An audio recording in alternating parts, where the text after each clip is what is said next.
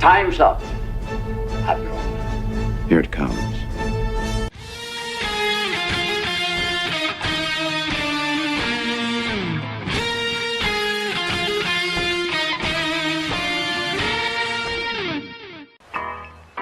All kids out of the pool for Adult Swim. All kids out.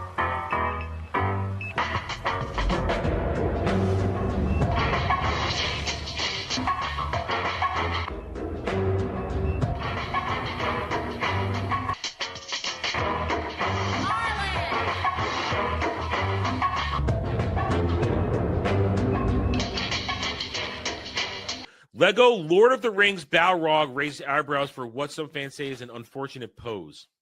I see it. I see it. Oh, I see it. It's taking a piss on Gandalf.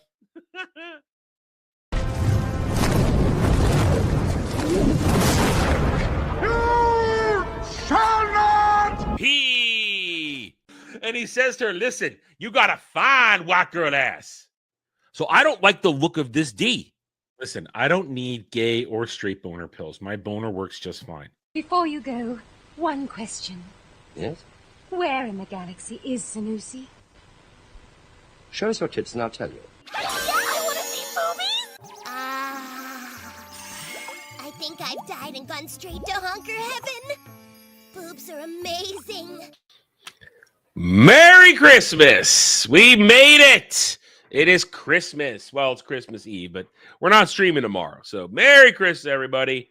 I hope everybody is doing well on this Christmas Eve. I got some sleep. I was up very late doing retarded shit that I probably should not have been doing. But I am here. We are live. I might take a nap when we're done here. And that's a distinct possibility. I got nothing else to do until dinner time tonight. I got nothing to do. So I hope everybody's doing all right. Here we are. I don't know how this show's going to go today. I don't, because it's Christmas Eve. What the hell's going on out there, really? I mean, we'll check the news. I've got nothing in particular to talk about because I don't want to. I don't want to complain about the bullshit for once. I really don't, but we will anyway because what else are we going to do? But so I'm sitting back here and I give this thought when I go to bed at night. One of my final thoughts are, okay, what's the show tomorrow?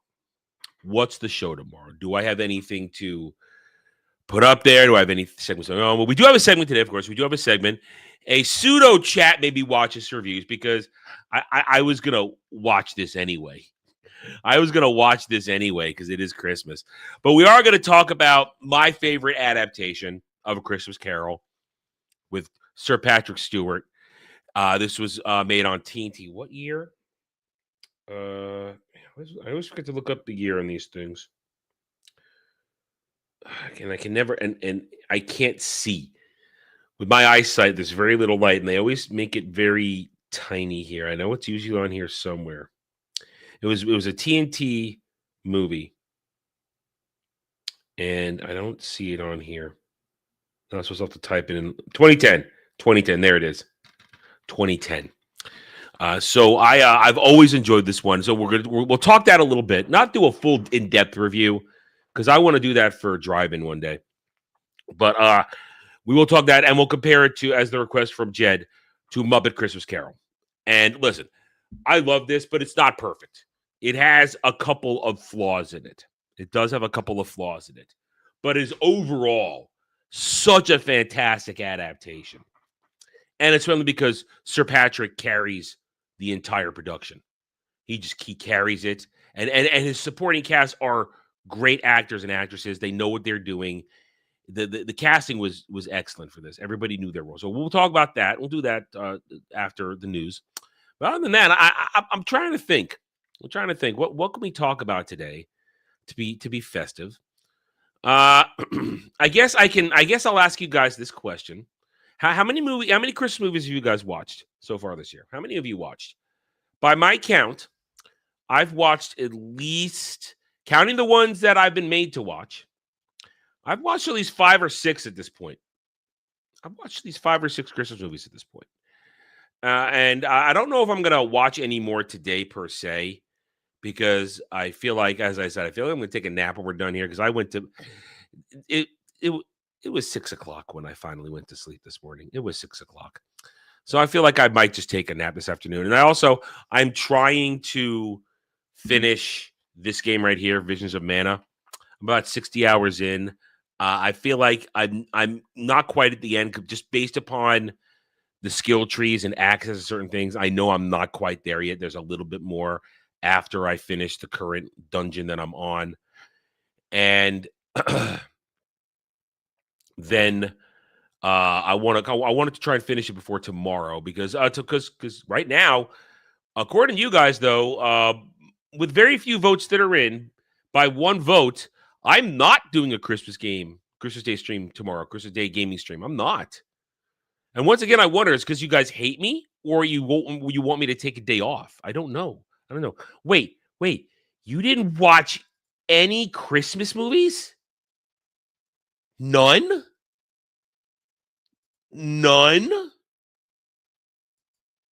No Christmas movies. Why? Did they not program that into your clanker algorithms to watch Christmas movies? Why? I love watching Christmas movies. I look forward to it.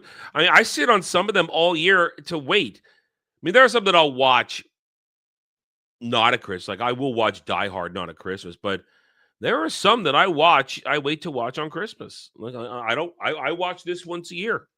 I don't watch it all the time. I watch it once a year on Christmas. Well, it was the day before yesterday. Well, it was still dark last night. Actually, no, it was today. No, it was today. It was early in the wee hours of the morning, but it was today when I watched this. And several others that I watch on Christmas. Like, I watch White Christmas on Christmas. I don't watch White Christmas if it's not Christmas. I clanker behavior. But I mean, it's just, I don't know. Clanker behavior. I'll never understand the clankers. I won't understand the clankers. Anyway, so right now, you guys can still vote on that. You have until midnight tonight to vote on that. Midnight tonight to vote on. Go to the post tab on the main page. Vote whether or not you want me to play. And if we do play, it's not chat choice. It's I get to play a game I gave myself for Christmas. We get to play Dragon Quest 3 2D HD2D remake. So it's you haven't watched any movies? Wow. Because you're back. That's crazy, dude. That's crazy. But when we do stream, and if we don't stream tomorrow, then we will start this next week, or maybe over the weekend, because we don't have any scheduled streams over the weekend. When we start single player streaming, we'll be watching Dragon Quest 3 HD2D remake. We'll start having fun with that, because this is what I gave myself for Christmas. I'm gonna go over my haul here for games that are physically here. I got myself these. Got that Dragon Quest 3, and then we got Dragon Quest 1 and 2. So we're gonna play them. We'll play them in chronological order, not in like when they happen, because they want you to play the third one first and get bonuses in 1 and 2. And these are for streaming. Unless you guys say stop. Ugh, dusty again. I'm terrible about dusty. And then I got this one first. This one's been out for a year. This was made by the guys who made original Final Fantasy, and it's still a Square Enix game. And this was made a few years ago, and it got a re-release last year, remaster and re-release. Fantasian Neo Dimension. This is for my private play. This is not to stream. This is for me to play privately, and I'm excited. And I've heard it's excellent, and it's a lot of fun. I mean, you got the original guys who made Final Fantasy. There you go. All kinds of goodness. So I'm excited. New kind of idea. So I'm excited to play that for myself. On the computer side, I already played it, got it for Hanukkah, and I already played through most of it, and it's something you come back to when you feel like it. Age of Heroes 4 or what's it called? I don't know. Whatever it's called. I played that. We had fun with that. But then here is what I really got, and I'll break this one out again on when we come back for roundtable. I'll break this one out again. But I got this. My collection's complete. The collection is complete for my Paul Dini Bruce Timm verse. Check it out. Oh, dun dun dun dun dun dun dun dun dun. Yes, Batman Beyond. Oh, yes, look at that. All of it. And it comes with Return of the Joker. Yes. Oh, it's good. It's good. I'm very, very happy to have this. And here's the thing where here's the pamphlet, tells you what everything's in there. This is awesome. I'm very happy to have this. Very, very cool. My collection is complete. I got it all. Even though unfortunately, one of my Age of Wonders, that was it. Yeah. Your save game keeps crashing in a turn. Oh man, that sucks, Kel. Mine just slows down. I had a couple of crashes. I do occasionally have a crash on it, but it's usually it was one mod in particular. There was a mod that was crashing it, and I got rid of that mod. But also, usually if I reload it, it does reload on the occasion. It does crash. But that sucks. It keeps crashing. That sucks. I'm sorry, dude. Because it is a good game. It's a good game. I enjoy it. But it's one of those games where you have to be in the mood for it. And I was in the mood for it. When I played it for a month straight, I was in the mood for it. And I enjoyed it. And now I'm not in the mood. Anyway, and that's kind of it. We got a couple of small things here and there, but that was my haul this year for actual gifts. Other than that, for the family gift, for my mom's gift, and she said we'll give it to ourselves completely. Got new pots and pans, whole new beautiful pot and pan set. So cooking's been a joy again lately because everything's nice and new, nothing's damaged, and I'm working very hard not to damage it. Anyway, so that's my haul this year. I'm very happy. It's a small haul. I got everything on good deals. Didn't spend too much on it, so I'm happy. Should be a lot of fun.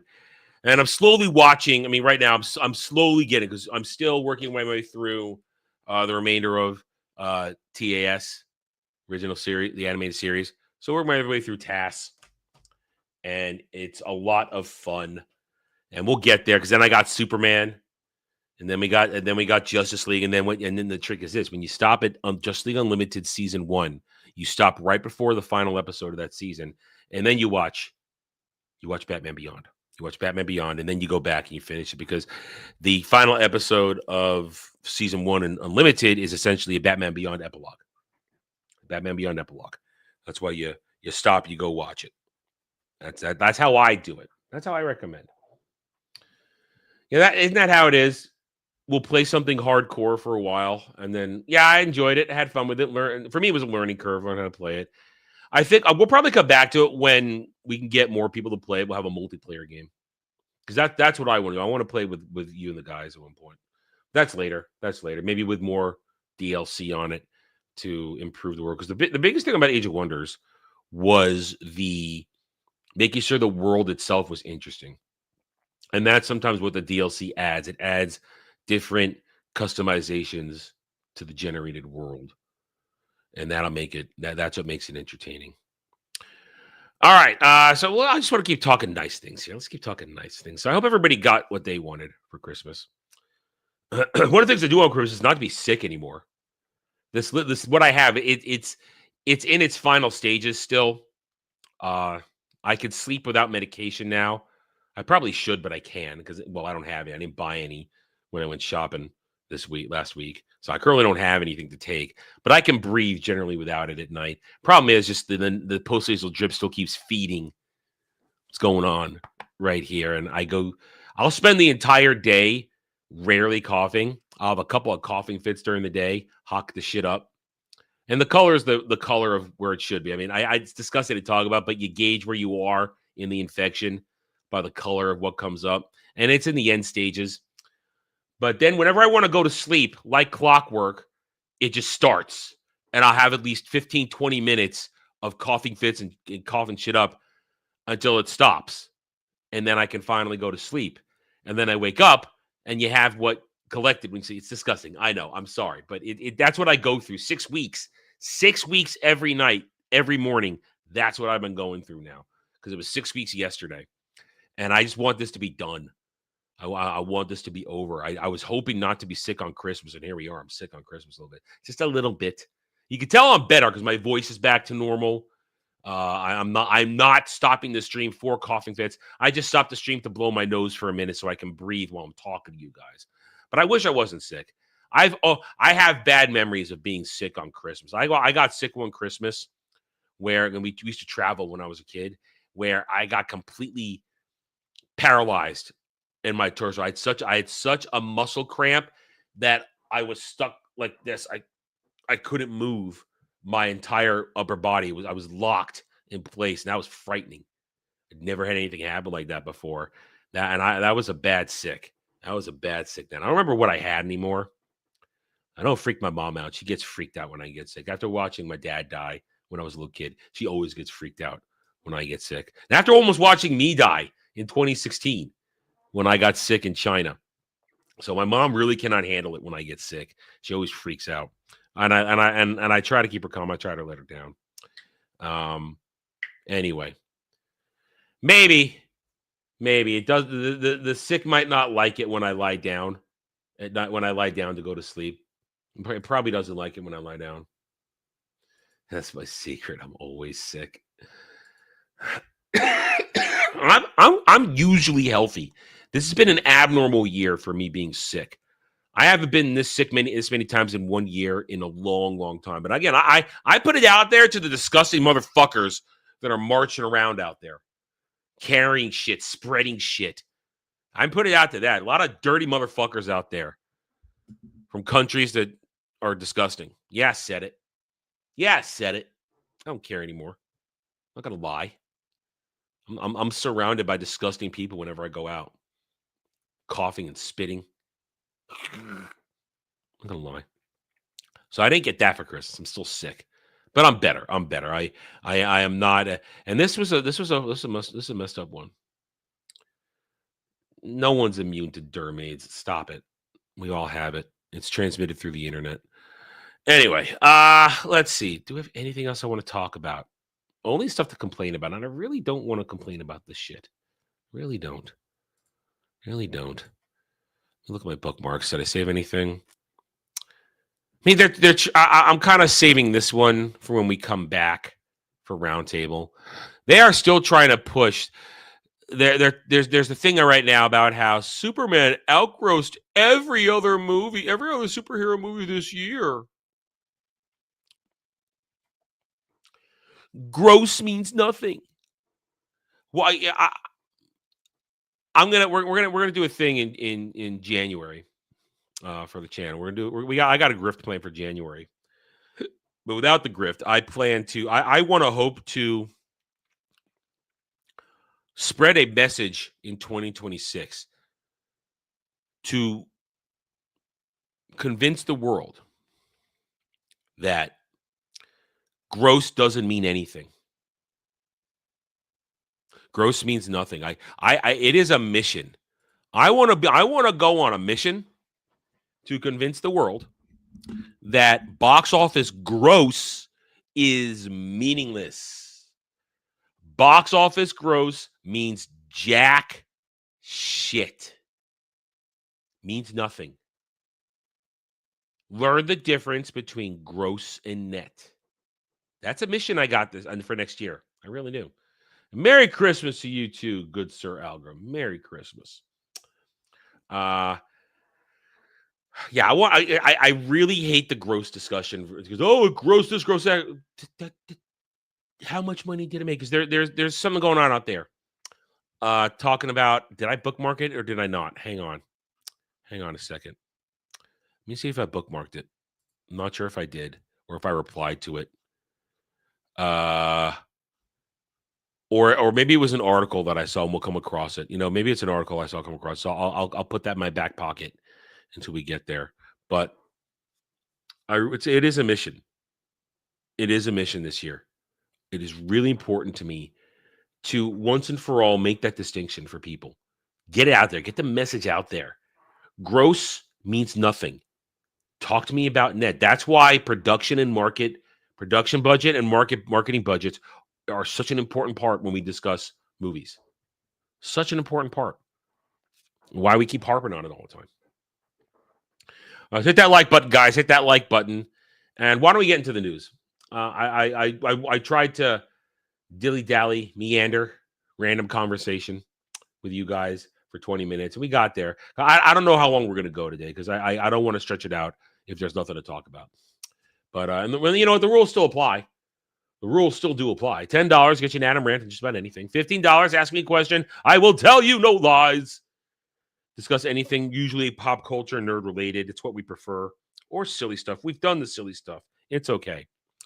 Then, of course, $50 also gets you an instant hot take reaction to any article we come across on the news or one you may have found you want me to react to. And, of course, we've got chat maybe watches reviews for $35. That is where I watch an episode of television or a movie of your choice, and we talk about it live in the stream with no takes or backsies. And you know what? I've been forgetting. I've been forgetting all week to remind myself and you guys that, Fallout Season 2, Episode 2 tonight. I won't be reviewing it for tomorrow. I'll be doing that on Friday. I'm not doing it for tonight. I'm doing it because I once we're done here, I'm off duty. Unless we do a gaming stream tomorrow, which let's check up on here. Unless we do a gaming stream tomorrow, I'm not working on Christmas. I'm not reviewing a show that nobody seems to be interested in anyway, but I'm locked into it. We're going to go through it. We're going to go all the way through it. But I'm not reviewing a show that people don't seem to generally care about. So, well, they stopped reporting ticket numbers a long time ago because that was too telling. And if they did report ticket numbers, it would show the inflation, which is another conversation that the studios and the shills don't want to talk about. They don't want to talk about how they're making more money on less ticket sales, or they're making what looks like lots of money on less tickets being sold. So a lot of people aren't going to movies anymore. You know my stance on that. I love cinema. I used to love going to the movies. Going to the movies isn't fun anymore. It's not an experience. It's a chore. And it's not even worth it. Because when you go to the movies, you want to see something good. You want to see a good movie. And generally, in the past, when you went to the movies, you knew you were going to be in for something good. Now, it's a crap shot. It's honestly, it's not 50-50. It's more like 60-40. Maybe even 70-30. You're going to see a piece of shit in the theater, and you just spent $15 to $20 just on the ticket alone. And you had to sit in your assigned seat that you had to buy so far in advance because I was there to buy seat 2 months and 4 months ahead of time. That stupid shit. You go there, you sit there for 45 minutes before the movie even starts for bullshit. Here's sit of this, sit of that, movie magazine on the screen where we're interviewing people who you could give two silly shits about. So I mean, going to movies, people say, I love going to movies. It's great. I was going to ask you, why do you love going to movies now?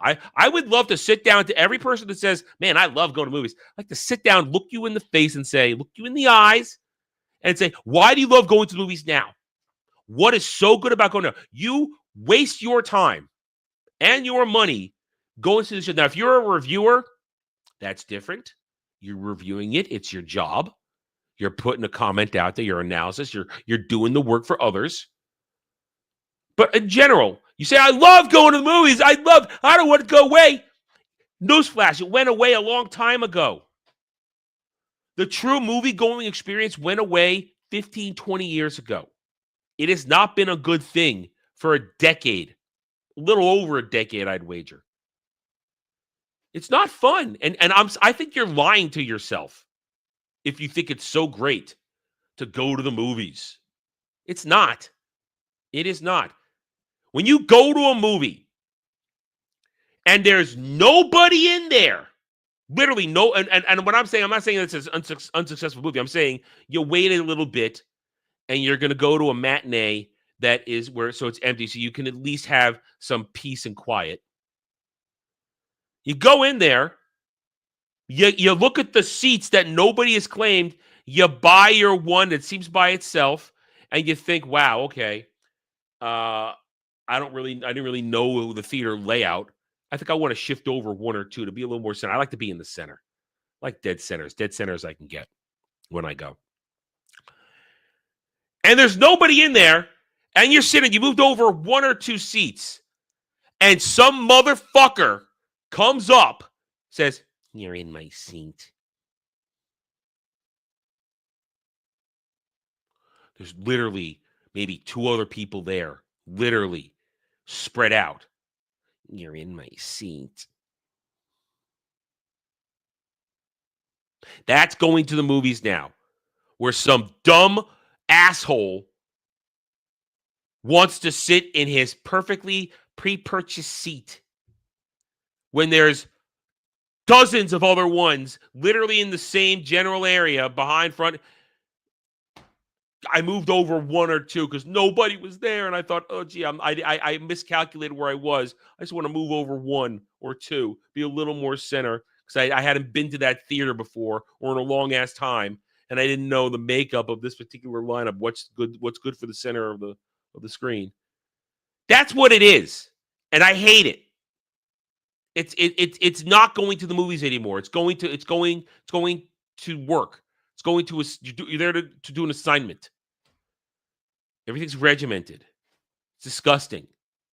If you like that, that's fine, but don't lie to my face and say going to the movies is great now. Don't lie to my face. I'm not going to believe you. I know I've given this rant before, but it sticks in my craw. When people go, "I love going to movies. It's so much fun. It's so great." Yeah, 20 years ago. When get me back to the time when the floors were sticky, the seats were not stadium, and you showed up, you went to it, because you know what? You may sometimes have gotten unlucky and had somebody taller than you sitting in front of you, but at least it was going to the movies. It was something. It was worth it. Now you got your giant recliners, your automatic seats that extend. You can put your feet up. Your feet go numb halfway through the movie, so you lower it down anyway. Your massive drink holders, your armrests that go up and down. Oh, it's so spread out. Not worth it. I traded all to go back to 20 years ago, where at least I knew it was going to be an experience. Well, I go during the week. I go during the week usually in the afternoon when I do have to go to a movie, which is rare. And I go in the middle of the week, like 2, 3. Well, I used to. Now we're here every week. I used to go in the afternoons when nobody was there, generally, a week or two later, if it was something that I wanted to see, but let's say I'm not reviewing. But there's no reason. I seriously, people say, "Oh, we don't want the movies to go away." I don't care. I don't care. I think it's wrong that Netflix may actively want to destroy putting movies in theaters, but it's not worth it anymore. It isn't. It isn't. Don't shame yourself and lie to me and say it is. I will debate your ass into the ground on it. Oh, but you gotta go for the sound. You have to go for the IMAX experience. You've been indoctrinated. I have to go for it because it's so good. I think you're lying to yourself. I really do. If you go, "Oh, I have to go for the IMAX. I have to go for the sound. I have to go for..." No, I'm sorry. This shit always looks better when you bring it home and put it on a screen. It always looks better.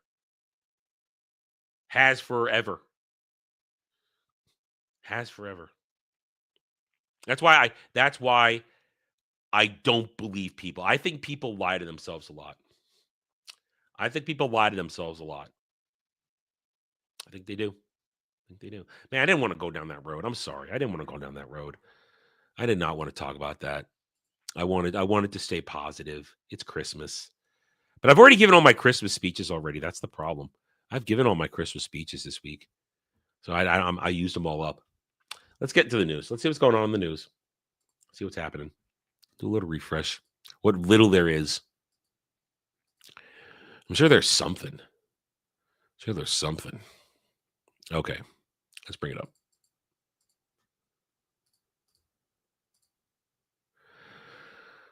Okay.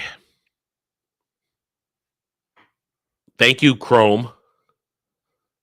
Retarded. Okay.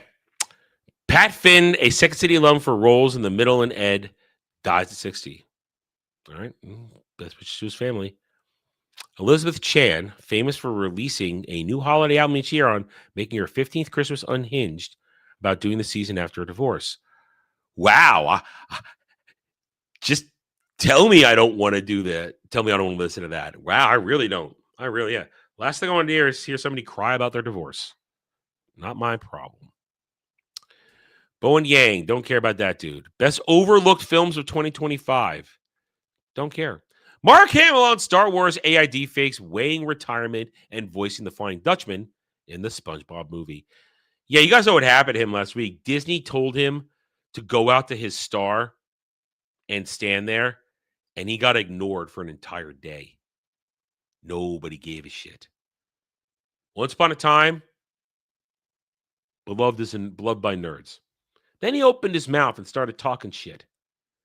And now nobody gives a shit about it. So that's what... Wait a minute. So Tomb Raider won the poll? I thought Arkham was winning. Avatar Fire and Ash crosses 450 million ahead of Christmas holiday. You know what? Let's take a look at that. I want to take a look at that. Let's take a look at it because we're not going to have... no, don't want to do that yet.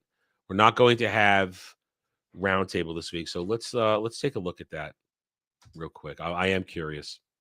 I want the exact numbers. Let's see if we can do a little prognostication.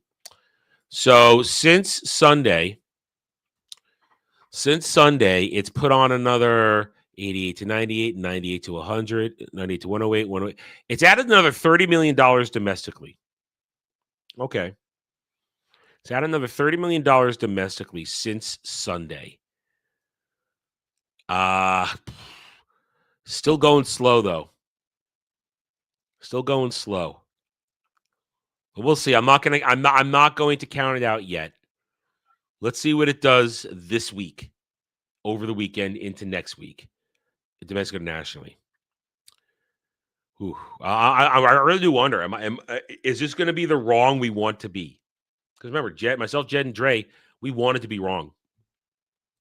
We would be happy to be wrong, to discover that Avatar's impact is finally worn off. Then it's so hard to predict this entire phenomena that is Avatar. It really is. I could never have predicted its initial breakout. Obviously, I predicted incorrectly its return. And here we are. I tried to take all active knowledge into account. And it's underperforming. You cannot deny it's underperforming. You cannot deny that. It is. All right. Oh, here it is. I knew I saw the summaries. Disney box office hit $6 billion for the first time since Koof, thanks to Lilo and Stitch and Zootopia 2. You know what they don't talk about? That the Lilo and Stitch, Zootopia 2, all that stuff, it's only saved to offset the hundreds of billions, we'll say it, billions lost on every other movie they released. Show me another movie besides Zootopia 2, Lilo and Stitch. Did Moana come out this year? I don't remember. Or was that last year? I don't remember. It all blurs together in a way. Show me something else that actually came out and really had profit.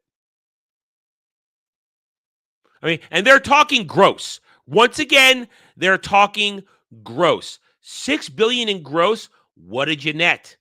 How much of that is profit? How much is just enough to buy some sandwiches and coffees? Because when you make 1.5 for, is it 1.5 for Zootopia? Let's take a quick look.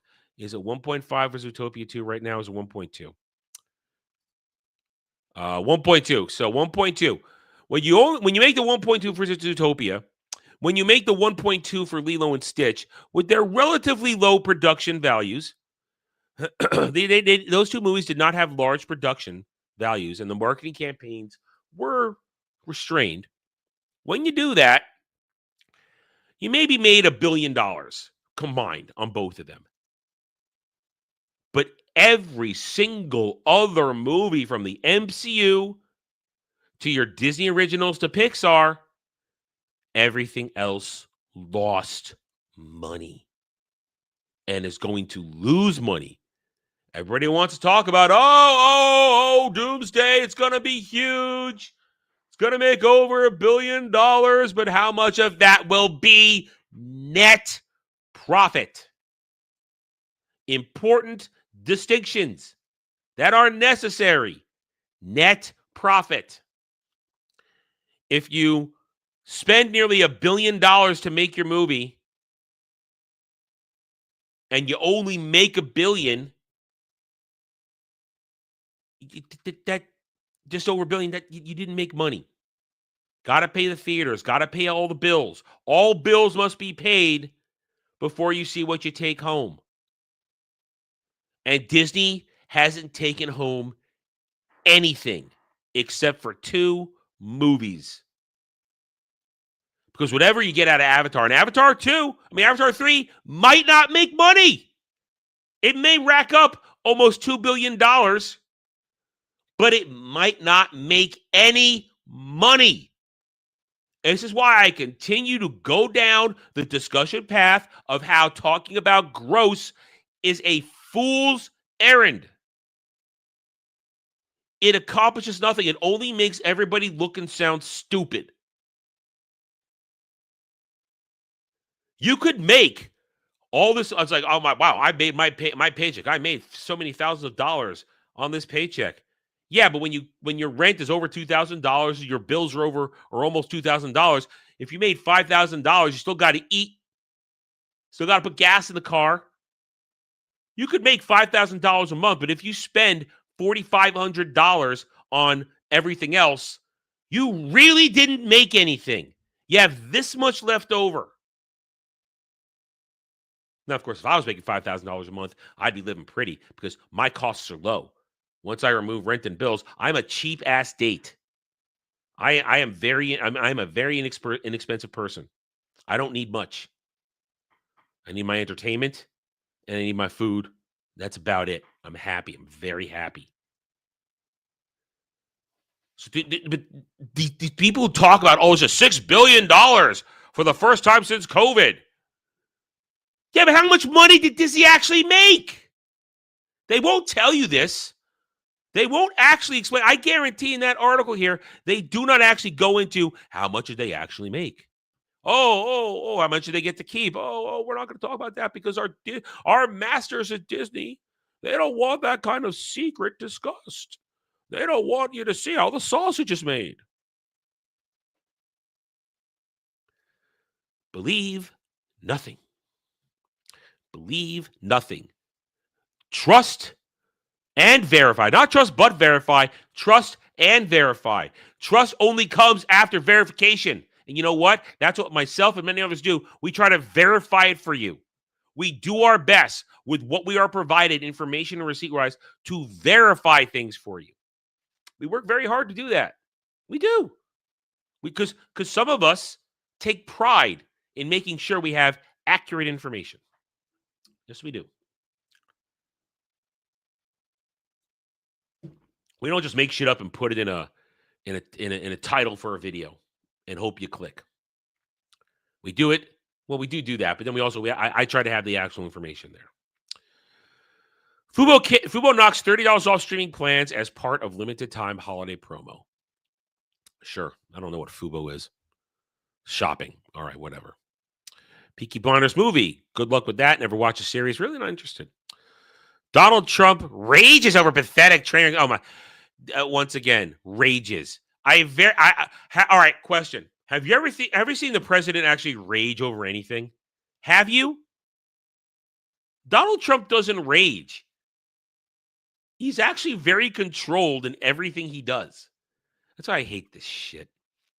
Hate this shit. It's fucking shills. Comcast extends Michael Kavanaugh's contract through 2029, grants exec stock worth $35 billion. Well, good for him.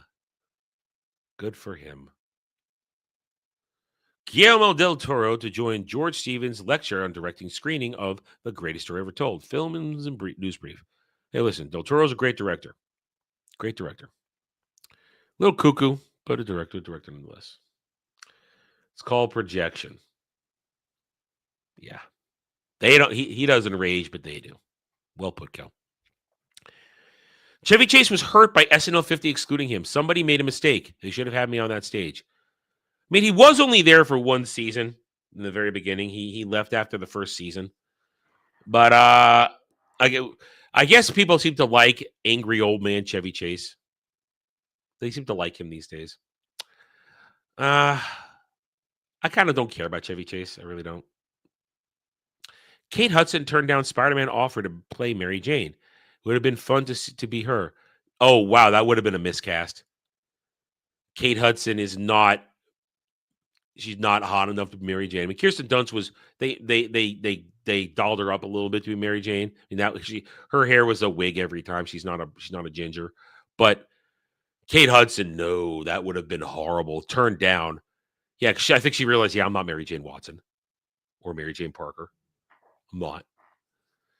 Kevin Arcady, co-creator of New York Undercover, dies at 68. Oh, well, best wishes to his family. Bibbidi Bobbidi Blood, how the Ugly Stepsister makeup team recreated Cinderella as a body horror. That sounds like a Sam thing. Not me. We don't talk about the Rob Reiner stuff. The play director, don't care. Stranger Things all-time stats. 1.2 billion total views, most rewatched scenes, and 1.4 billion contributed to the U.S. economy. Well, that's interesting. That is interesting. All time, though. All time. Spread out over too many years. But again, 1.2 billion total views. What is even that? What is a view? I hate the metrics of today. I really do. And now we're into yesterday. It's stuff we talked about yesterday. Wow, here we are. Okay, that didn't take long. Prepare for Doomsday. Shang-Chi star Simu Liu is hyped for Doom Part 3 and Avengers Doomsday, hitting theaters on the same day. Wow, 2 shit movies at the same time. Whatever will I do with myself? You know my stance on Denny Villeneuve as Dune. He butchered it. He stood there and butchered it, and people cheered. Whatever you're gonna get for Messiah, it's a Messiah Children of Dune mashup, and not in the good way that the miniseries did it, which at least divided them into separate sections. No, they're gonna mash this shit up into one movie, and not understanding that Dune is a cerebral series. It's a cerebral franchise. It's not an action-adventure franchise. It doesn't get that way really ever. It has moments, but it's not about that. It's about the people, the mind, the civilizations, the journey, the understanding, evolution, the mind, and free will, and some extension of free will, and an extent of being not afraid to break away from your destiny and trust in a certain way. So whatever Denny Vingen it up your ass does, it's going to be dogged. Now everybody's going to love it because the clapping seals go, oh yeah. Dune is not going to be good. From a Dune guy standpoint, it's not going to be good, but it'll be praised. Probably won't make money though. And then of course Doomsday is going to be a house of cards. It's going to look impressive, but will fall and collapse. Because I pretty much guarantee once it's out, word of mouth is going to be shit on it. It's going to be shit. I'm going out there on a limb a year from now, a year and 3 days. Going out there on a limb, but you know what? I feel good on that limb. And if I fall, I'll try and land on Dermy. We're stuck in this loop of 5 American cities. Let's just get used to it. Former Rockstar dev reveals GTA Tokyo almost actually happened, but fell by the wayside. It just wouldn't work. Yeah, Tokyo has a lot of people, but it's not giant. I mean, listen, Japan, for as much as I love it, it's a very small place. A lot of people packed into small places. Cyberpunk 2077 and The Witcher 3's huge eShop discounts were an error, CD Projekt says, but it will honor any sales made. Well, that's good. That's good. Violation? What are you talking about? Landing on Dermy.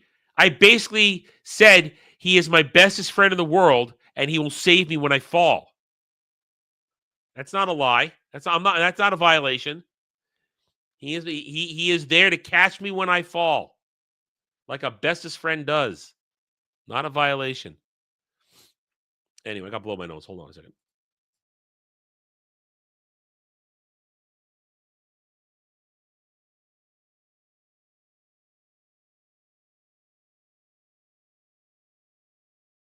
Well, anyway, we're done. That's it. That's all the news we got today on this. I told you, light news. I didn't expect anything. In Park Place, Rosie O'Donnell's. Who cares? This is interesting right here. Look at this. Disney Plus releases teaser trailer for new Muppet show developed by Seth Rogen. The Muppets were dead,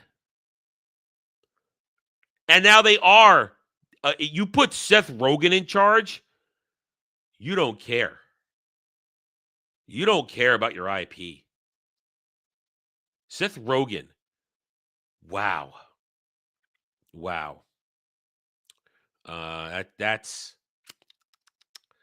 you really don't care about reviving the Muppets as a viable IP. You don't. You do not.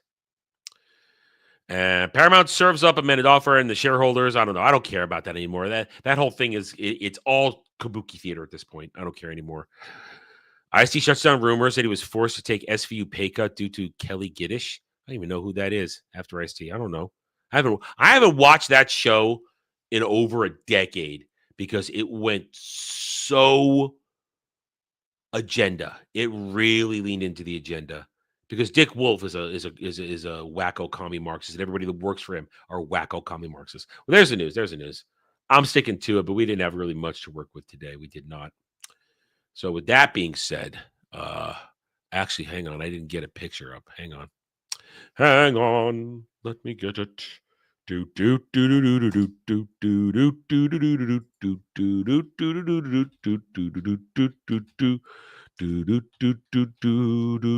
just singing to the cover what I got to do right now.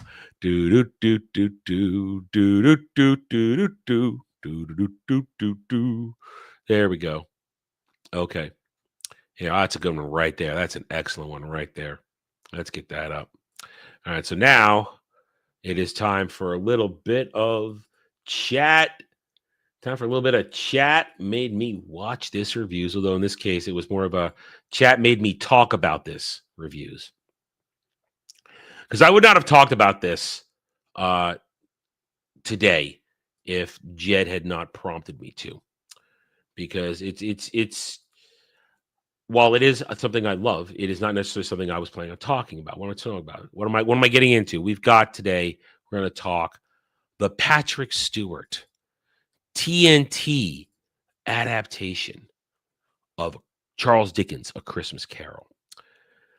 I love this. This is my favorite version.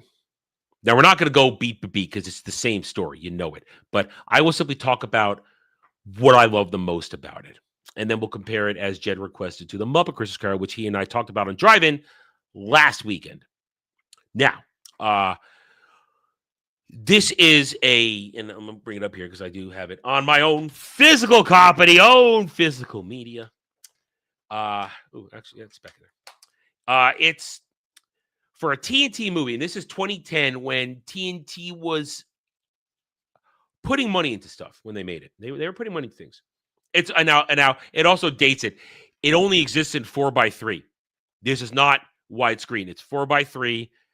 but it doesn't matter because you are drawn in instantly. The movie opens beautifully, where it opens with the funeral of Jacob Marley, and Ebenezer is remarking that it doesn't matter that nobody's there. He was a good businessman, and but he shows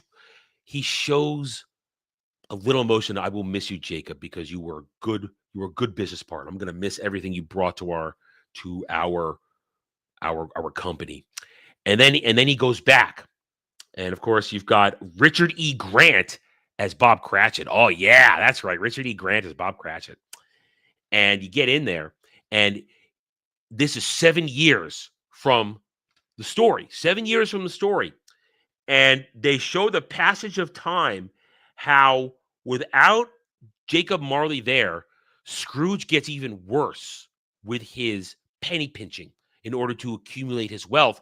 And you watch, it's a great way to show the passage of time. You watch as the Scrooge and Marley sign deteriorates and rusts and looks terrible. And at one point, when his nephew Fred comes to visit, as he does, he says to him, "Why won't you change the sign?" And he says, "Time will erode it. I don't need to change it. Time will take care of it."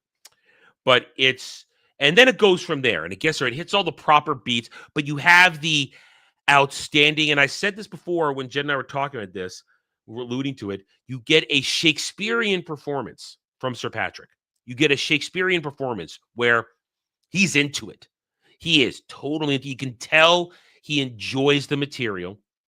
He enjoys every bit of being Scrooge and telling the story. And he owns every single scene. Even some of the cringy moments, he owns it. Because at the very end, after he's gone through his ordeal, and he wakes up and he's back in his room, something he hasn't done in probably 30 years, laugh. And it's a very awkward scene, but because Sir Patrick leans into it, he goes, his body isn't used to laughing, and he successfully makes it awkward, and it's brilliant. It's awkward, but it's purposefully awkward, and it's great. So that's just an idea of what he does. But throughout the whole thing, you get great production value. The 2 out of the 3 ghosts are perfectly cast and portrayed and designed. The weakest part, though, is the Ghost of Christmas Future. That is one of my hangups of this movie. They failed to make a proper creepy Ghost of Christmas Future. They don't lean into the traditional stuff. It's just tall with a robe, cats-like eyes, but a human hand. I think it's a female hand, too, coming out of there. So the Ghost of Christmas Future is where I say the movie fails. The scenes are outstanding, but the design of the Ghost of Christmas Future doesn't land as well as the other ones do. But everything else is great. We talk about, when Jen and I talked about the Muppet Christmas Carol, and I'll compare it in a moment, when you do his different journeys with each ghost, each one is powerful.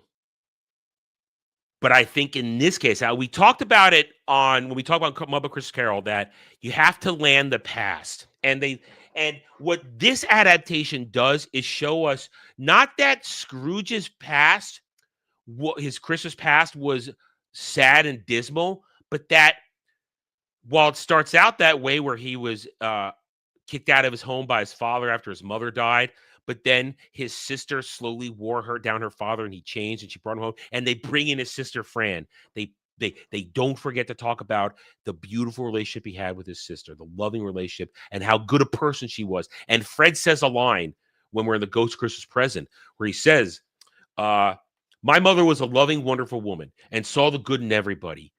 And because the people are there, and this is why it's great compared to the Muppet Christmas Carol. So I guess we'll start the comparisons.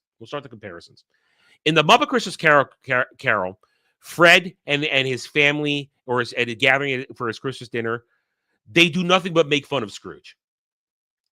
But that's not Fred's character. That's why I take points off what I did for that Muppet Christmas Carol, because it doesn't hold true to the actual story when it needs to, with the important parts. It hits the beats, but it loses stuff. Fred Fred is, I don't know Fred's last name. Sorry. I don't think they ever say his last name. Fred, the Scrooge's nephew, he is pure optimism and hope at Christmas.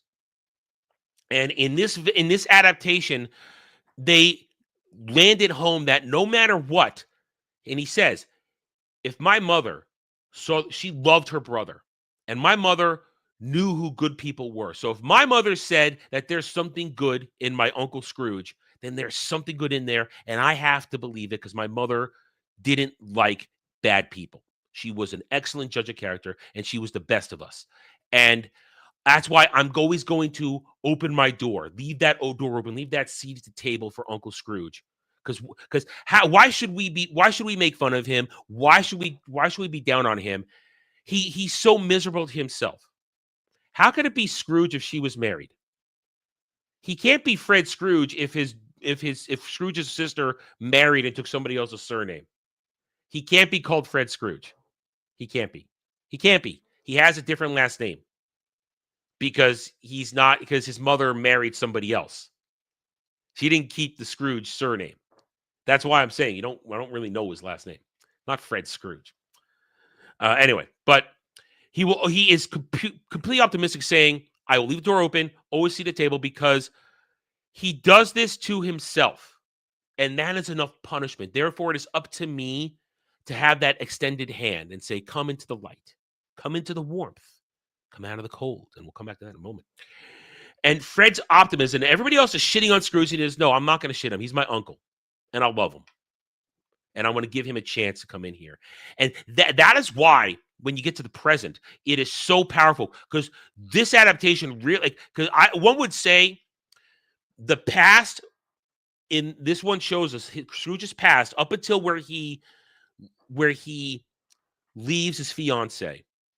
It's showing us that Scrooge had happy memories of Christmas, but he forgot them in his pursuit of wealth, which drove his fiancée away. And it's a great moment, because when they retell it in this one, she's saying, she gives a speech, I'm a poor woman and you're a rich man now. And now, would you really have sought me out? And he has no answer.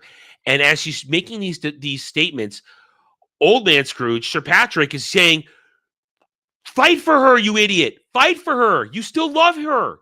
Don't let her go. And at one point, she gets up, walks away, and he says, don't be afraid. And that's something that the Muppet Christmas Carol definitely doesn't touch on. The fear of Scrooge. The fear of letting people in. Because he says in his speech in this one, young Scrooge, world is changing. Things change. People change. It's a harsher world, and the only thing we can count on is money to keep us safe and secure. And I'm going to do everything possible that. And she says, you're now cold-hearted. You've lost that loving spirit. But Sir Patrick yelling at his younger self, go to her, fight for her. Don't be afraid. And he realizes the pain. And that is why this adaptation works so well, because it properly sets the stages. The past is to remind Scrooge that he had it all, and he could have had it all. But fear and a misguided sense of wealth accumulation and a soured look on the world had him lose what he wanted the most: love and family. And then they go to the present. The present is where it really starts to hit home, because when the Ghost Christmas Present, which is played perfectly in this one, it's great. It's only a little bit jolly, but very, what's a good word? I don't want to say taciturn, because he's not, because he still has that fun moments when he sees the joints of, but very cut to the bone. He pulls no punches. The thing about the Muppet Christmas Carol one is, it's the big happy puppet Muppet who's dancing with Scrooge, and he's so happy, and he makes his bestie friendly. No. The Ghost Christmas Present in this version shows Scrooge everything is missing, and everything's missing with his family, but then shows the worst of things, because there's a great montage after they go to the Cratchits, and Scrooge is forced to see what his willful ignorance Grounded. That's a good word. Grounded. I like that. Grounded. His willful ignorance of the squalor, the near squalor the Cratchits live in, because he doesn't pay that man enough money. Yet they are hopeful, and they are merry, and they are jolly, and they are happy at heart because they have pride that they work hard for what they have, and they thank God, and they thank Scrooge, because Bob Cratchit says, yeah, he's an asshole, but you know what? He's still my boss, and without him, we don't have this. So we're gonna thank the founder of the feast. But then after that, a great montage where the ghost of Christmas Present whisks Scrooge away, and he takes him around Europe, showing him people in various states, whether they're in prison, and he shows them, because it comes back to lines. There's a great line tied to the Cratchits now, because again, because the Muppet Christmas Carol is made for children, excuse me, and they can't really dig into the stuff that would make Scrooge feel shame and guilt over his behavior. When he says, when we go through the Tiny Tim stuff, will he live? I see an empty chair. I see a crutch without an owner. And as they're leaving, the ghost of Christmas Present shames Scrooge and says, well, look, when he dies, it's just a population decline that you're preaching. It's exactly what you said needs to happen. But here it is in practice. And it's not so easy to say, let them die if they're poor. Let them die and ease the population. Got a cough again, excuse me.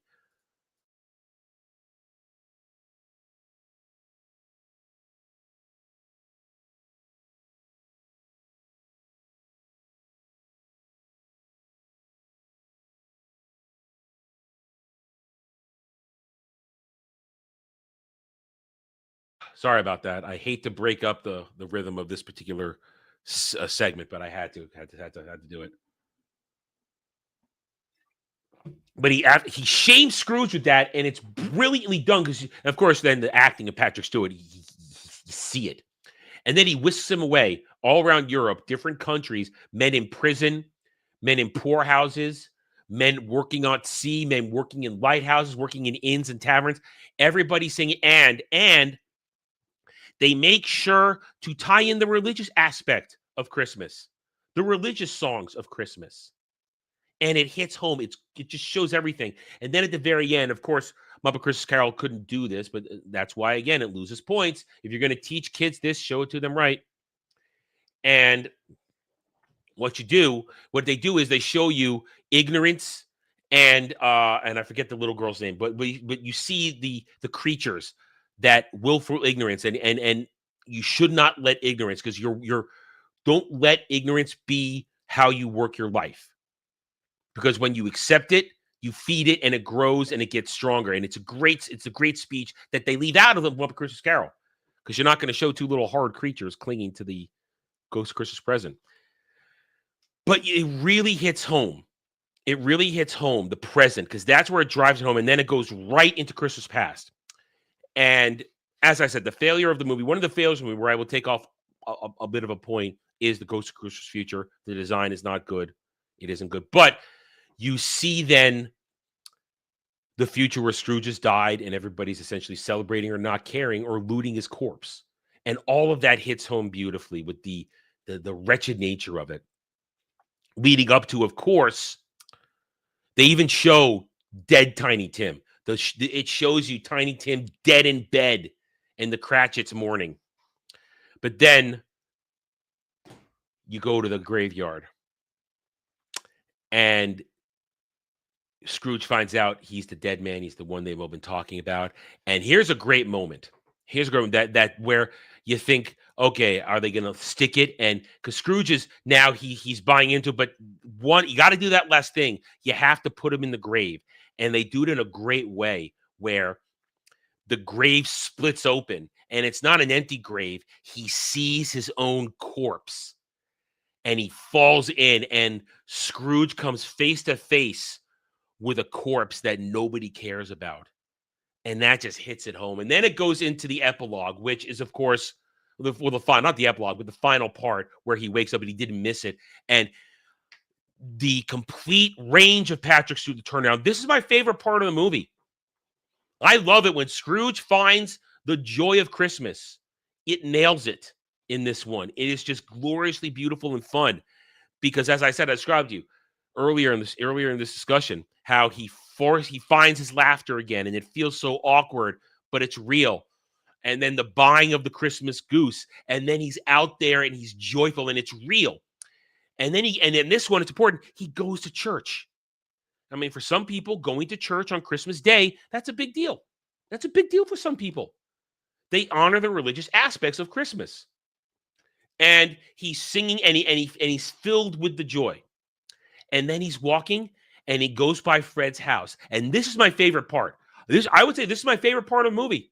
I love this part where he knocks on the door and he says, in a very awkward moment, Fred's maid is there. It says, "Your master home?" She says, "Yes, he is." And he says, "Is he home, my love?" And it's like, oh, it's cringe, but it's great because he is just all into it. But then here's the best part, my favorite part of the movie. Fred and his guests and his wife, they're sitting down to Christmas Day brunch, and he knocks on the door. Or maybe it's late, maybe it's dinner, maybe they're having early dinner. I don't know. But not and he creeps in, and they all stop. And Fred says, "Fred, it's your Uncle Scrooge. I've come to dinner. Will you have me, Fred?" And of course, Fred says, "Yes, of course, come in." But then it goes the extra distance. Scrooge, who had been watching Fred's wife be rightfully critical of him during the Christmas present scene, and he walks up and says, Dear woman, will you most of all welcome me into your house? Because let this silly, stubborn, stupid old man who come in. I am tired of being out in the cold. Will you have me?" And she sees the sincerity. And he says, "Yes, welcome home, Uncle. We're happy to have you." And right there, it's such a powerful moment. And you get it because of great performances, great acting, great. And everything looks right, too. The production value is great. It looks like that era. It looks like that proper era of England. And then they show him dancing, having fun. And then you get the final with Bob Cratchit, where he comes in and Scrooge has the turnaround. He's going to pretend to be evil, but then says, I'm raising your wages. We're going to talk about taking care of your family. We're going to help your son. And then Fred is the narrator at the end. How Scrooge becomes a second father to Tiny Tim, and he kept that spirit in his heart all year long. And there's a great parallel early in the movie when Jacob Marley comes to visit Scrooge. You see Scrooge. He's sitting essentially in the dark, all in miserly. He's essentially eating gruel. He has all this money. He doesn't even buy good food for himself. He just eats gruel quietly, staring into the fire. But now, suddenly, at the end, his parlor is all lit up. He's got a proper set of tea. He's got proper everything, and he's dressed comfortably, and he's in front of a roaring fire, not just a tiny little fire, but a roaring fire. And the pleasantness, the Christmas spirit that he keeps with him all year round is there. And it's such a great parallel. There is similitude. Completing the circle, setup and payoff of how he's turned his life around. And it's great. And then, of course, it ends with the Cratchits coming to Christmas dinner at a later date, and you get picked up. It says, and Tiny Tim says, "God bless everyone." It's a brilliant production. And all those things that I just talked about that I hit home is what the Muppet Christmas Carol is missing. This is an hour, 37 minutes, roughly that. Muppet's Christmas Carol is actually longer, and it's padded because of songs. Yet, in roughly the same amount of time, you get the whole story in here, the whole proper story. But Muppet's Christmas Carol, made for kids, pads it with songs. And if you like it, if it's your go-to, fine. But understand you're watching something made for children. You're watching something that is essentially infantile compared to the true story that I think hits home about keeping the Christmas spirit and embracing it. So I love this one. I watch it every year. When I finally got my copy, I was so glad to have it because it's hard to find. This is not easy to find online. But I have it, and it's really, as in TNT made a great one. It's so fun. I recommend this to everybody. It's a fantastic production, And I hope you watch it. I hope you enjoy it. Teaches everybody how to be poor. Man, you are bah humbugging it up, aren't you? Be poor. Manage. Anyway, so there you go. I hope I gave Jed what he wanted when I compare and contrast. And we'll do this one day on driving. We will one day in the future. We will. Anyway, there you go. With that said, I'm out of stuff to talk about. Let's see. We got anything today? No, it's Christmas. I don't expect anything. It's Christmas. All right, guys, we're gonna wrap it up then. We're gonna wrap it up. I am complete. I am done. Let's do one little check. Let's see if the poll has changed at all. No, at this moment, by a single vote, I am not playing a game tomorrow. I am not. I'm not playing a game tomorrow. But we got 10 hours left, a little less than 10 hours left on this poll. Midnight, I shut it down. Shut it down. Compared to Scrooged, Scrooge is not a direct adaptation, as we discussed when we went over Scrooge a few weeks ago. And Scrooge is made to be a little comedic. This is done to hit all the proper drama of it, because this is a dramatic story. It's not a comedy, it's not a story. And Scrooge makes appropriate comedic changes for a Bill Murray thing, and they make different parts to it. So, no, well, goddess, I got this for Christmas because I want it, but I also planned on streaming it, so I can't play it unless we're streaming it. This is going to be these are going to be locked into streaming. So if you guys don't tell me to play it, I'm not going to play it tomorrow. I'm not there. So yeah, it would be better to compare Muppets to Scrooge. That would be a better comparison because both were done for comedic. One is done for adults because Scrooge is an adult movie, but the Muppets is made for kids. That is the constant outlying factor when discussing the Muppet Christmas Carol. It's made for children, and I said that over and over again last Saturday to drive that home. That my comments are framed around the idea that it's made for kids, and that's fine. And if you enjoy it because it's got that kid-friendly attitude, because the Muppets stir something in you nostalgically, that's fine. But understand that as an adaptation of A Christmas Carol, it is subpar. It hits the beats because it has to, but it doesn't deliver. Michael Caine's performance is not as powerful as Sir Patrick's. It just isn't. Simple. I agreed on that. Kel, I agree with that. Frank's love of money and power is well more displayed. I mean, the problem with the Muppet Christmas Carol is that all the things that make Scrooge are not portrayed with any sort of depth in the Muppet Christmas Carol. It's not. It's done, everything's softened so that the kids can have fun with the Muppets. It's a weak adaptation. It's a fine adaptation, but when you compare it to a serious one like this, it's a weak adaptation. And Scrooge knows it's doing something different, which is why I don't want to compare Scrooge to a traditional version, because Scrooge knows it's doing something different. It's making changes to have it be that modern twist. And it knows what it's doing. It knows it's doing things differently. It's not trying to tell you that we're telling you the story of Christmas Carol. We're telling you this version, which is set around the telling of the Christmas Carol.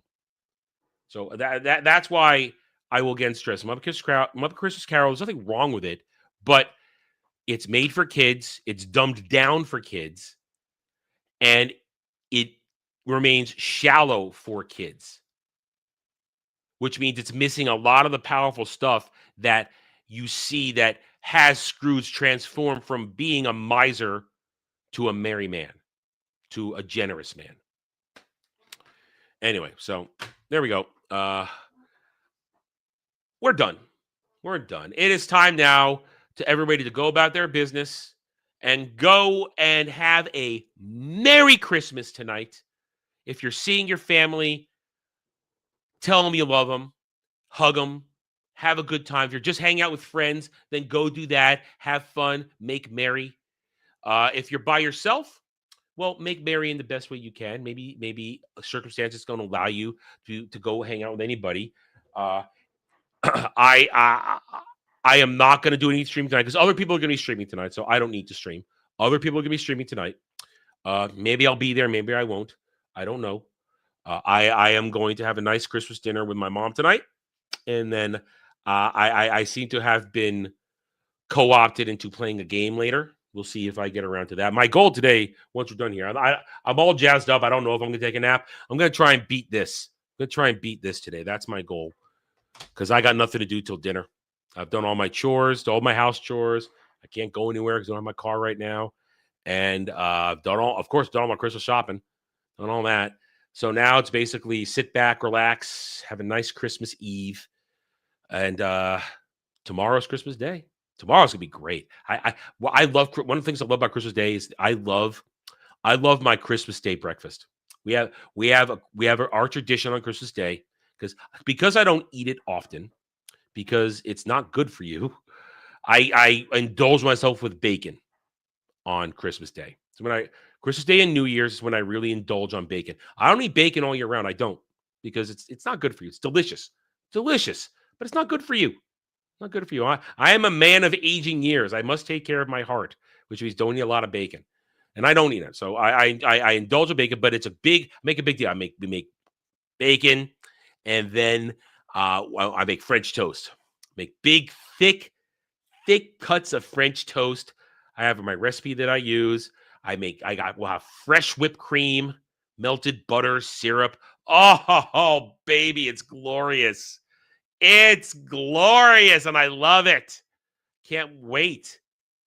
I can't wait for that. Oh, I love the Christmas Day breakfast. It's so good. And I got nice new pots and pans. I'm going to make it in.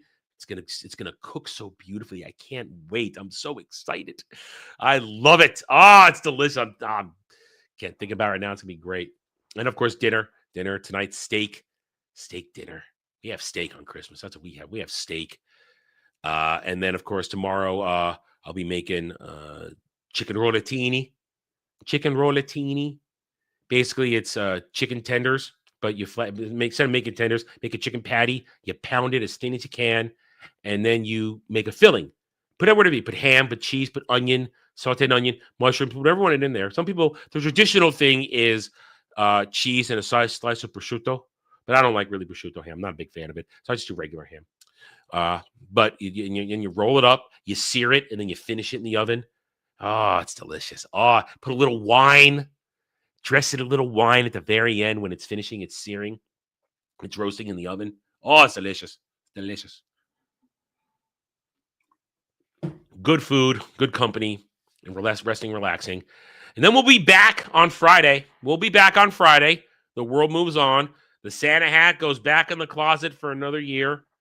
And on Friday, you'll get my review of Fallout Season 2, Episode 2. I'm likely to be annoyed on that one.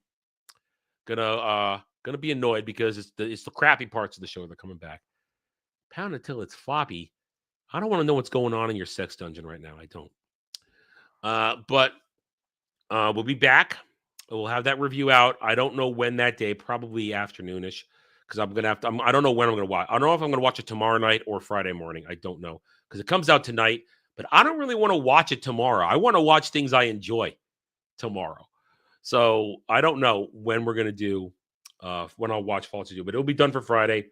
Then of course on Ballbusters, where I look forward to seeing my bestest buddy Dermy on Friday's Ballbusters, because as of essentially right now, the grift is over. No more Merry, no more Grinch. We reset back to normal. Anyway, we are done. Thank you, everybody, for joining me today on this Christmas Eve show. I hope you have a Merry Christmas. I will see you here and there over the next couple of days. Until Friday, though, you have a Merry Christmas and be safe. And good tidings to all, and to all, a good afternoon. Take it easy, guys.